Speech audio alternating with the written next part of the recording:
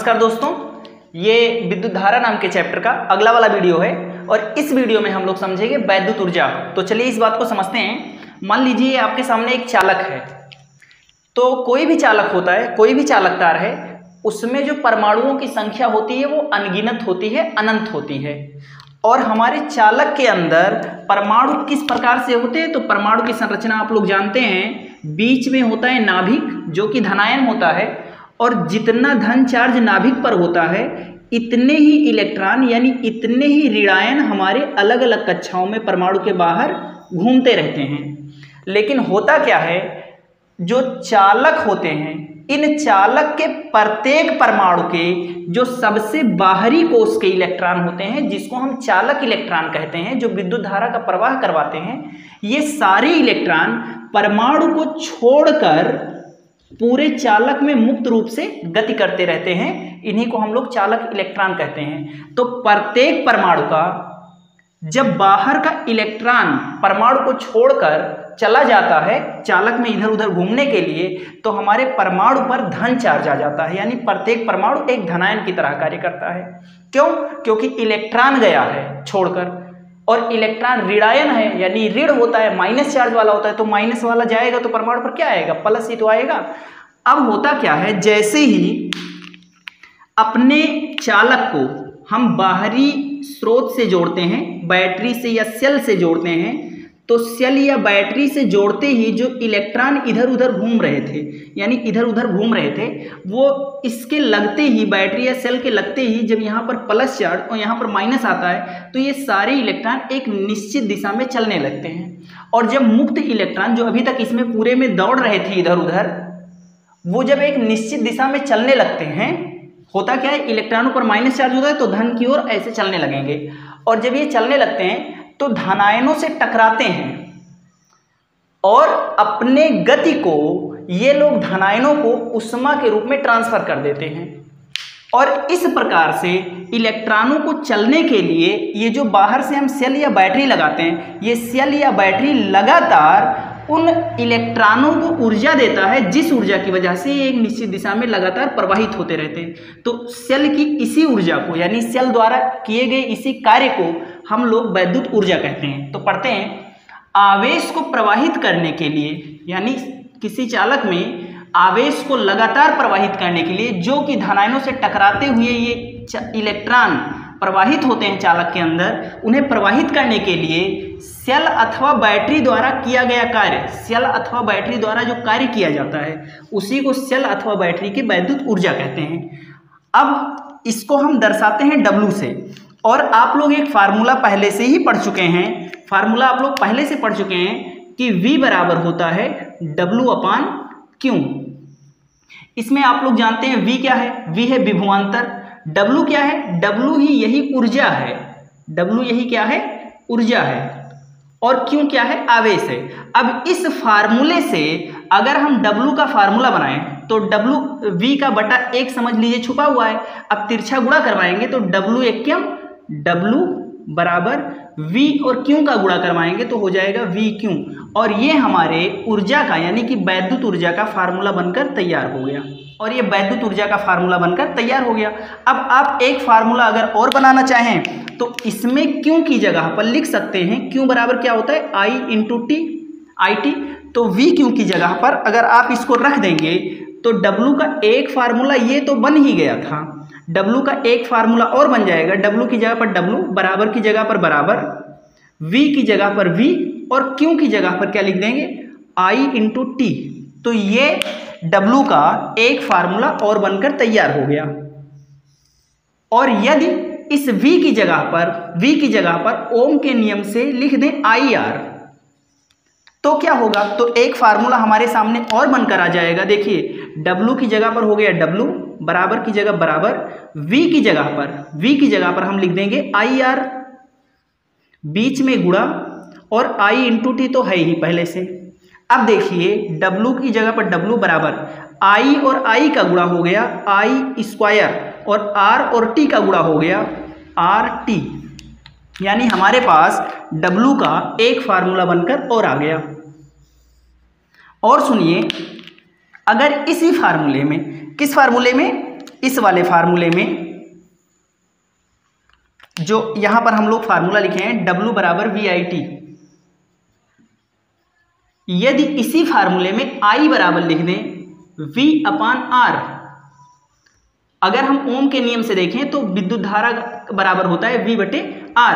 अब अगर इस फार्मूले को रख दें इसमें तो W की जगह पर लिखेंगे W, बराबर की जगह बराबर, V की जगह पर V, बीच में गुणा, और I की जगह पर V अपान R, I की जगह पर क्या हो गया V अपान R, बीच में गुणा, और T की जगह पर T ही रहने दीजिए।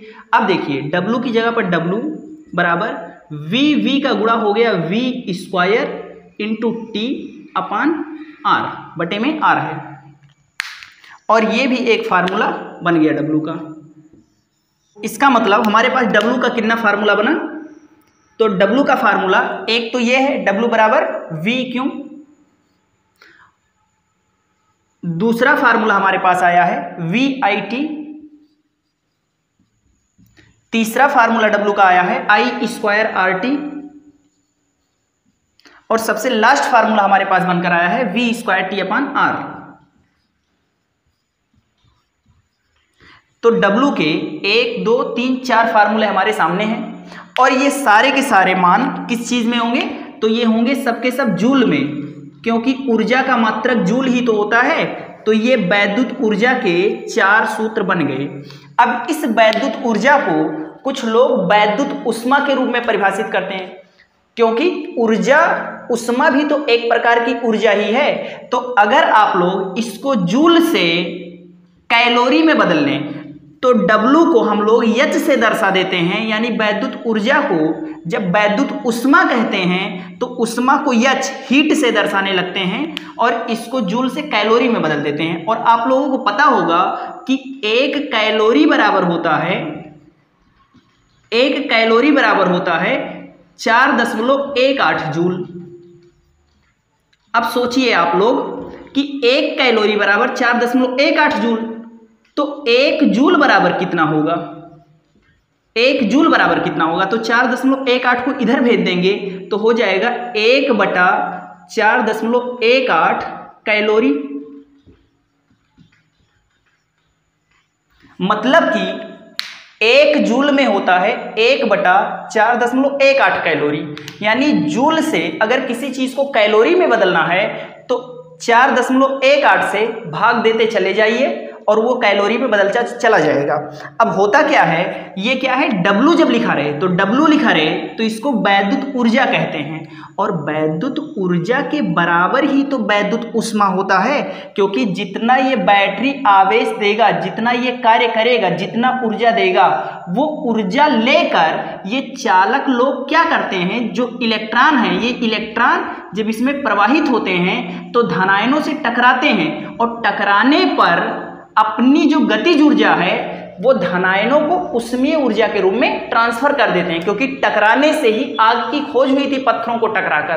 तो टकराकर ये लोग अपने जो ऊर्जा है, जो गतिज ऊर्जा है, जो बैटरी द्वारा दिया जाता है, उसको ये लोग धनायनों को उष्मा के रूप में ट्रांसफर कर देते हैं। इसीलिए विद्युत धारा जब चालक में प्रवाहित होता है तो चालक गर्म हो जाया करता है। तो अगर W को W लिखा है तो इसको वैद्युत ऊर्जा कहते हैं, और अगर W की जगह पर H लिखा है तो इसको वैद्युत ऊष्मा कहते हैं, और ऊष्मा को हम लोग केवल जूल से कैलोरी में बदल लेंगे बस। यानी सब में अगर इन सारे फार्मूले में 4.18 से भाग लगाते चले जाएं तो वैद्युत ऊष्मा का सूत्र बनता चला जाएगा। यानी कोई आपसे पूछे वैद्युत ऊर्जा का सूत्र तो ये बताइए, वैद्युत ऊष्मा का तो ऊष्मा में 4.18 से भाग दे दीजिए। जैसे VIT है, अब VIT में 4.18 से भाग देंगे तो ये वैद्युत ऊष्मा बन गया। इसमें वैद्युत ऊर्जा का क्या है, I स्क्वायर RT, 4.18 से भाग दे दीजिए, ये है V स्क्वायर T अपान R। अब इसमें 4.18 से भाग दे दीजिए।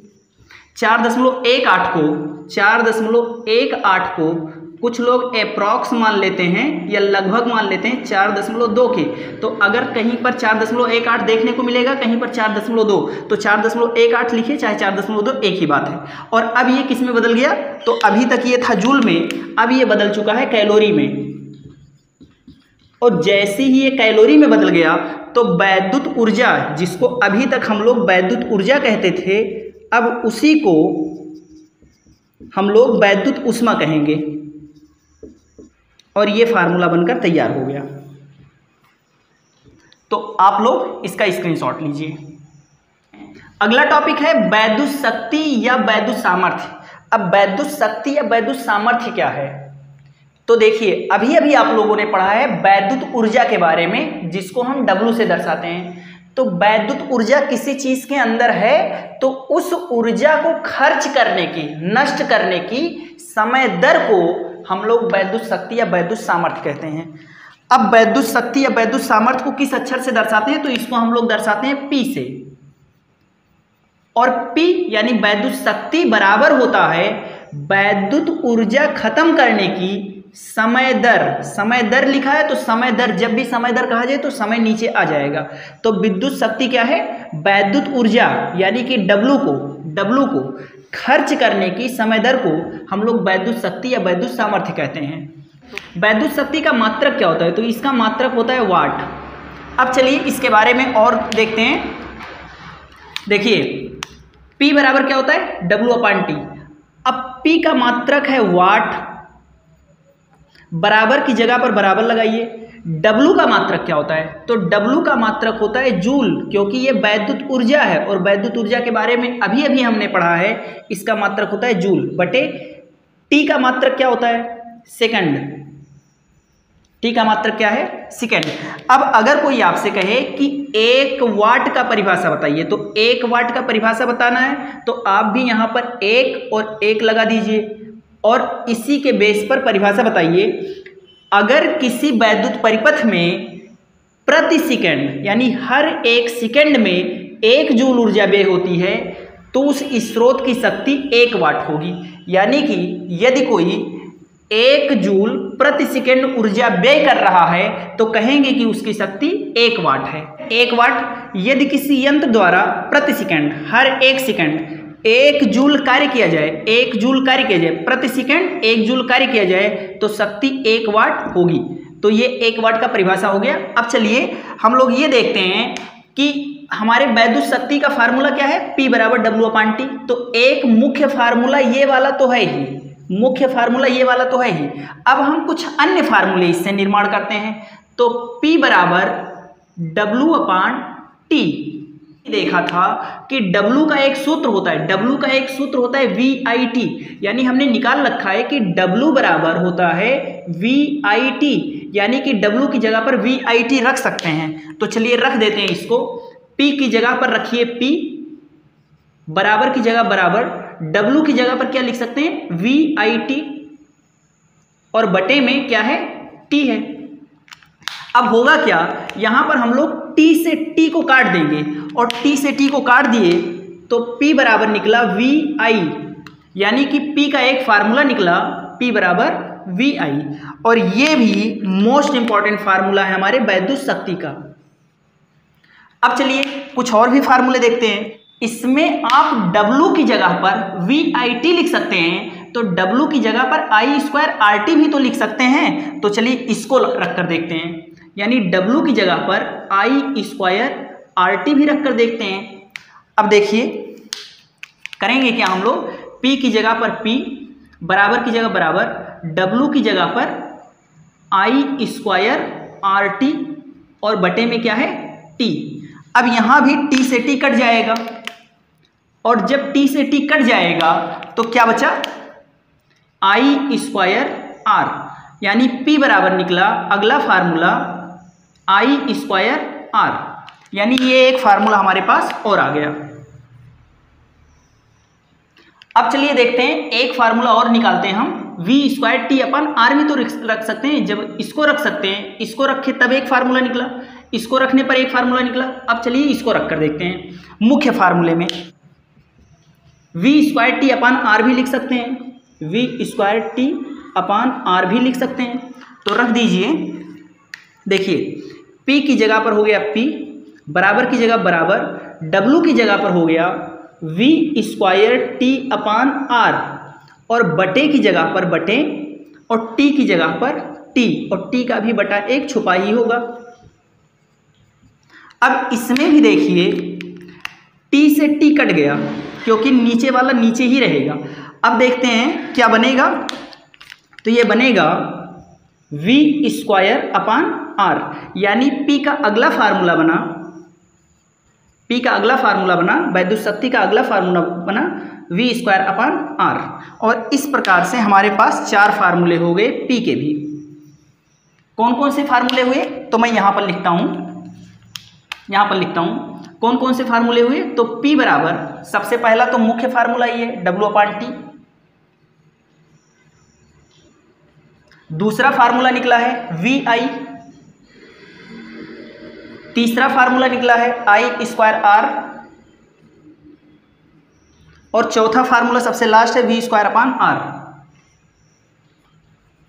यानी इतने सारे P के फार्मूले हम लोगों ने बना लिए। आप लोग स्क्रीनशॉट लीजिए इसका। देखिए वैद्युत शक्ति का यांत्रिकी मात्रक एक होता है जिसको हम लोग अश्व शक्ति कहते हैं। यानी वैद्युत शक्ति का मात्रक वाट तो होता ही है, लेकिन इसका एक यांत्रिकी मात्रक होता है, मतलब कि यंत्रों को बनाते हैं तो उसकी शक्ति को बड़े मात्रक के रूप में किस रूप में देखते हैं, तो अश्व शक्ति के रूप में देखते हैं, जिसको हम हार्स पावर कहते हैं, HP से दर्शाते हैं। और HP बराबर, यानी 1 हार्स पावर में होता है 746 वाट।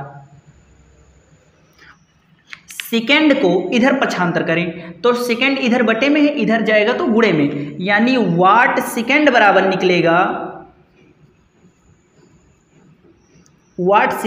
निकलेगा जूल के।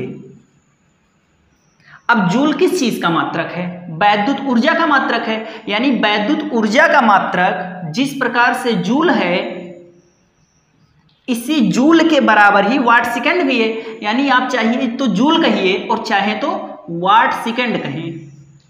तो वैद्युत ऊर्जा का मात्रक, यानी वैद्युत ऊर्जा जिसको हमने पहले पढ़ा है, उसका मात्रक जूल भी होता है और उसका वाट सेकेंड होता है। लेकिन वैद्युत ऊर्जा का एक व्यवहारिक मात्रक भी है, तो वो व्यवहारिक मात्रक हम लोग वाट सेकेंड से ही निकालेंगे। और वाट सेकेंड ये वैद्युत ऊर्जा का मात्रक है, तो वाट की जगह पर अगर हम लोग कर दें किलोवाट, अगर हम क्या कर दें किलोवाट, मैंने क्या किया, वाट की जगह पर किलोवाट और सेकंड की जगह पर क्या कर दें घंटा। और आपसे पूछा जाए कि किलोवाट घंटा किस चीज का मात्रक है, तो किलोवाट घंटा भी वैद्युत ऊर्जा का ही मात्रक है और ये बड़ा मात्रक है। और इसी को किलोवाट घंटा को हम लोग यूनिट के नाम से जानते हैं। किलोवाट घंटा को हम लोग किस नाम से जानते हैं, यूनिट। और घरों में जो बिजली आती है वो यूनिट में ही नापी जाती है। अब यूनिट में क्या होता है तो देखते हैं। देखिए किलोवाट माने, किलोवाट को हम लिख सकते हैं 1 किलोवाट, बीच में क्या है गुणा, और घंटा को लिख सकते हैं 1 घंटा। देखिए किलोवाट को मैंने लिख दिया 1 किलोवाट, बीच में गुणा, घंटा को लिख दिया 1 घंटा। अब 1 किलोवाट में कितने वाट होंगे, तो 1 किलोवाट में 1000 वाट, गुणे 1 घंटा में कितने सेकंड होंगे, तो 3600 सेकंड। और यूनिट की जगह पर यहां पर हम लोग यूनिट ही रखते हैं। यानी 1 यूनिट बराबर कितना होता है, बराबर होता है, अब देखिए 1000 का 3600 में गुणा करेंगे तो 36 का 1 में गुणा कीजिए 36, और 3 जीरो इसका, 2 जीरो इसका, यानी 5 जीरो हो गए, 1 2 3 4 5 जीरो हो गया। और वाट और सेकंड का गुणा करेंगे तो हो गया वाट सेकंड। अब देखिए 1 यूनिट की जगह पर 1 यूनिट ही रहने दीजिए, बराबर। और इसको आप अगर देखिए ध्यान से तो समझ लीजिए दशमलव यहाँ पर है। अब दशमलव को अगर हम यहाँ पर सार्थक अंक के रूप में लाएं तो 1 2 3 4 5 6 अंक ना कर यहाँ पर हम दशमलव लगाते हैं तो हो जाएगा 3.6 गुणे 10 के घात 6। और वाट सेकंड को ही हम लोग जूल कहते हैं, तो जूल हो गया। यानी 1 यूनिट में कितने जूल ऊर्जा होता है, तो इतने जूल ऊर्जा होता है। और जो यूनिट है ये यूनिट वैद्युत ऊर्जा का व्यवहारिक मात्रक है। और 1 यूनिट का मान कैसे निकलता है, यानी यूनिटों की संख्या निकालने का सूत्र होता है, तो यूनिटों वाट गुणे घंटा, यानी कितने वाट यूज हो रहे हैं, वाट गुणे घंटा गुणे दिन बटे में 1000। इस फार्मूले से हम यूनिटों की संख्या निकाल सकते हैं। फॉर एग्जाम्पल, आपके घर में 100 वाट के कितने बल्ब जलते हैं? 100 वाट के का एक बल्ब जलता है, रोज 10 घंटा जलाते हैं उसको, तो बताइए 30 दिन में कितना यूनिट वो खर्च करेगा।